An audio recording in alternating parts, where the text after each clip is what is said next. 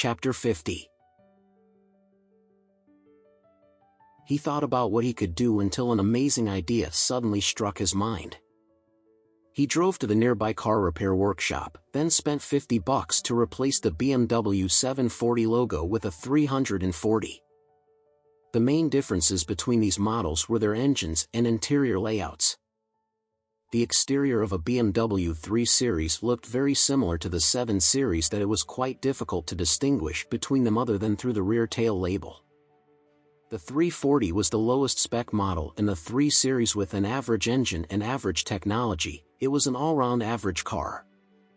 On the other hand, the 740 was the highest spec model in the 7 Series with a top-notch engine, awesome maneuver control.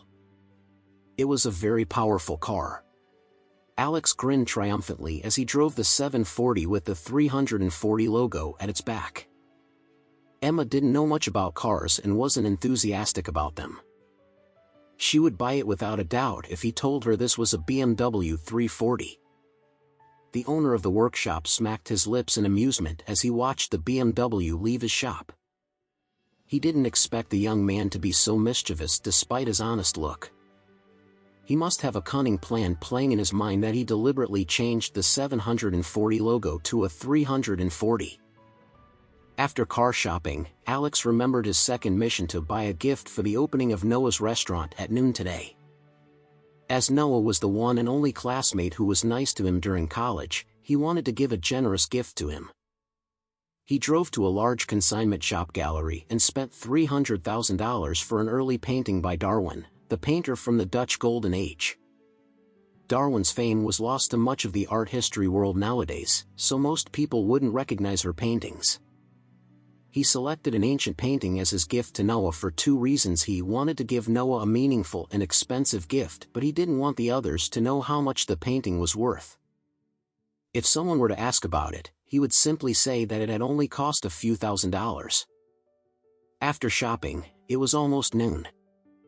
He called Emma and told her that he would pick her and Mia up from the Diamond Group headquarters.